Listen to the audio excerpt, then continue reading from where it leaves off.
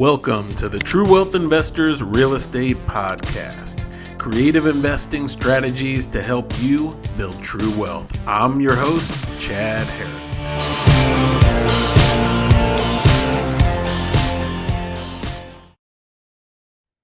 All right, good to see everybody back.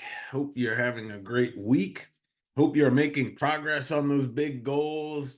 I hope you have some big, hairy, audacious goals you are chasing after, because that's where a lot of the excitement comes from, and big results, big growth comes from chasing big dreams and big goals.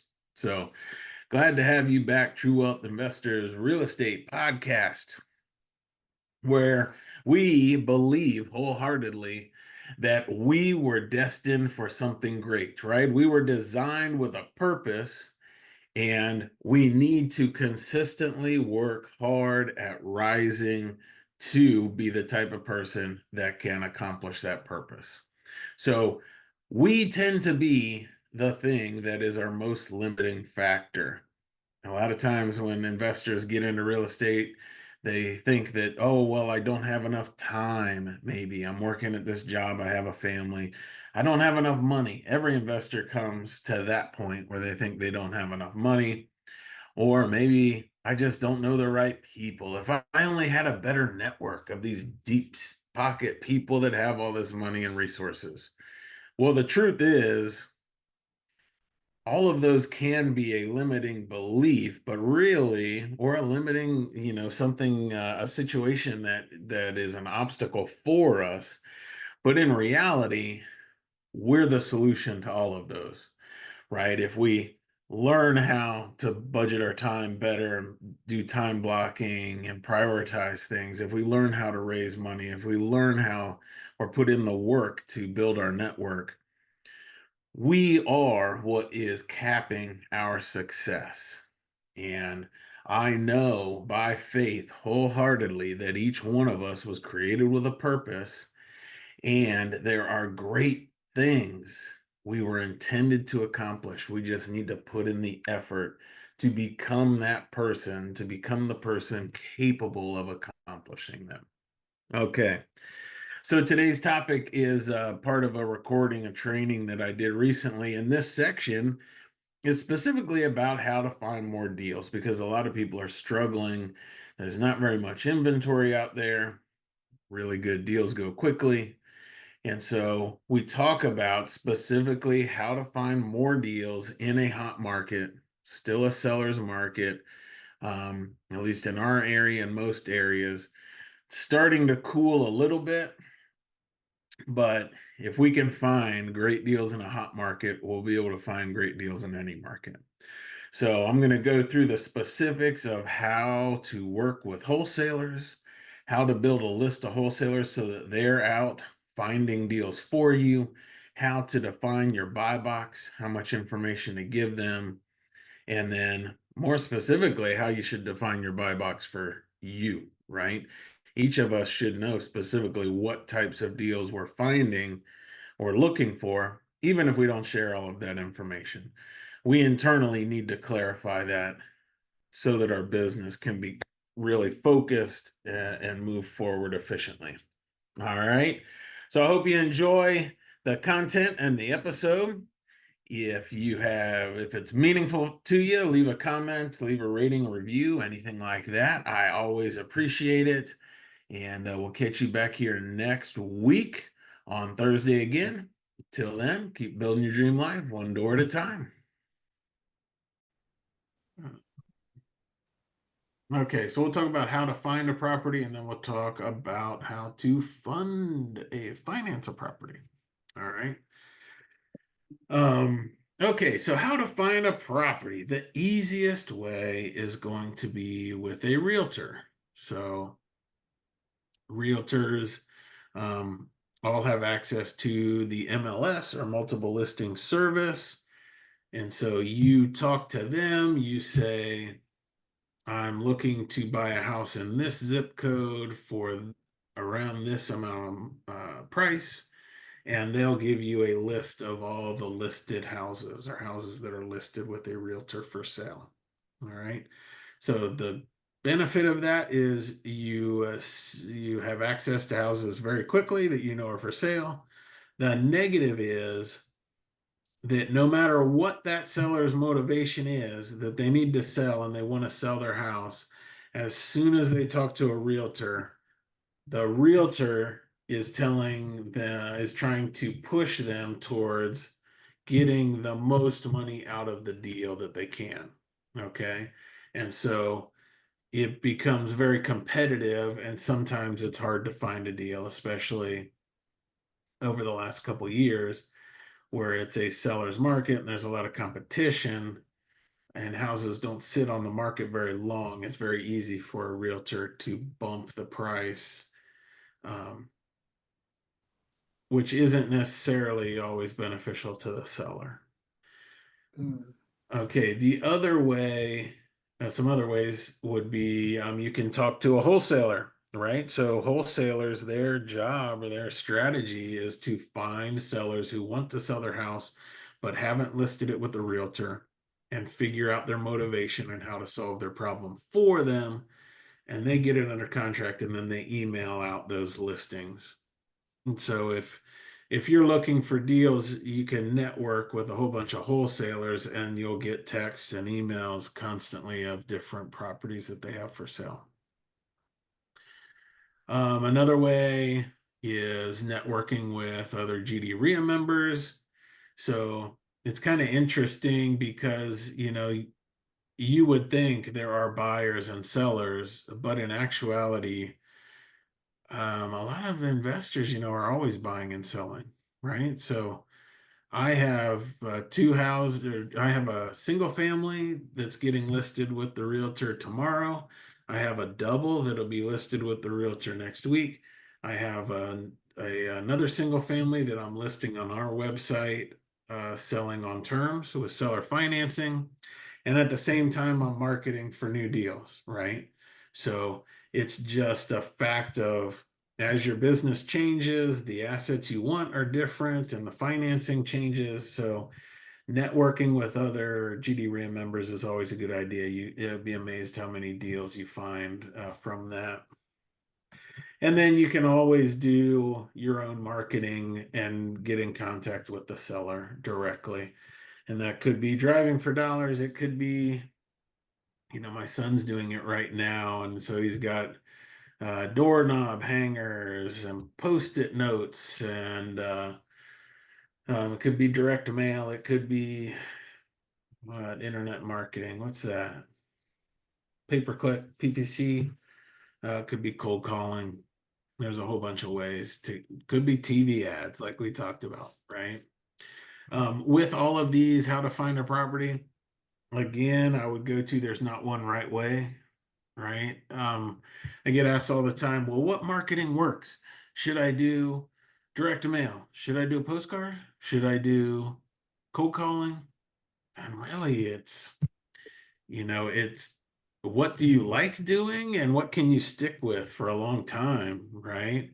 Um, and so it depends on how you're buying properties and what kind of properties you buy, right? It could be you just talk to a realtor and it's done. It could be you talk to a wholesaler, or it could be that you're buying lists and sending out mailers, could be bandit signs. There's no one right way.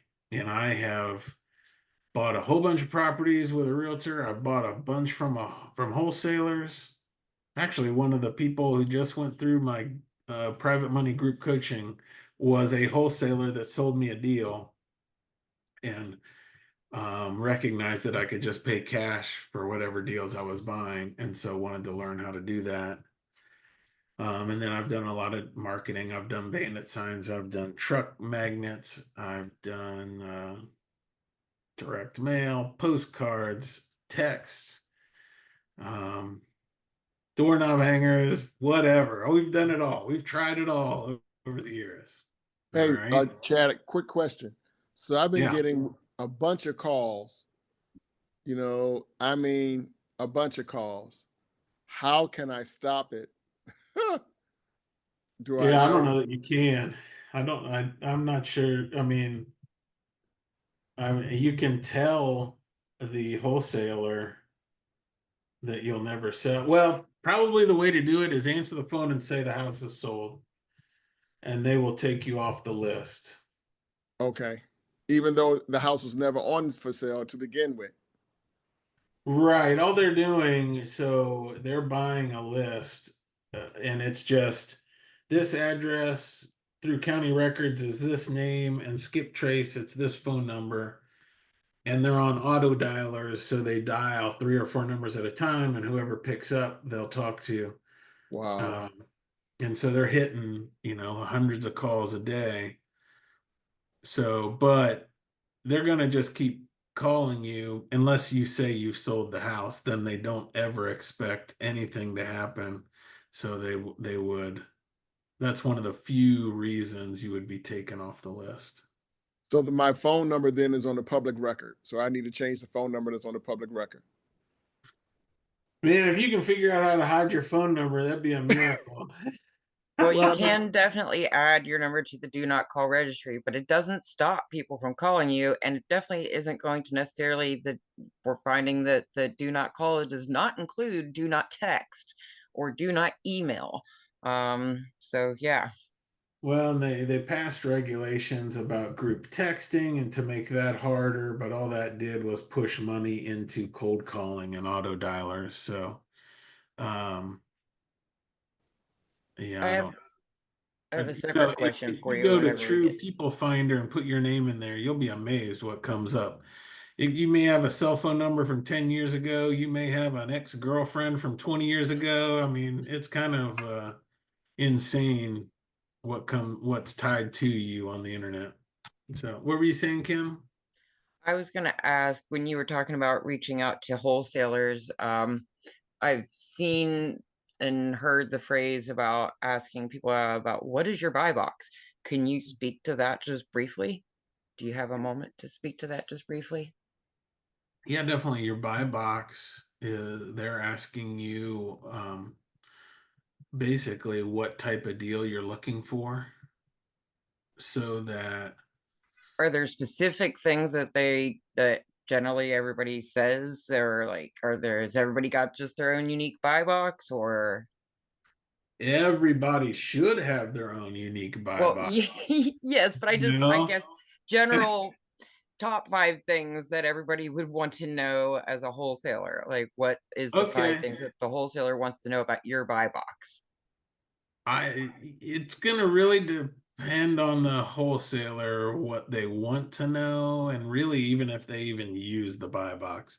Okay. But usually if you're on the list, you get any leads they have. But for a buy box, let's say, I would say I'm looking for any property in 45416, 45426, single family up to whatever amount you have access to, up to $80,000.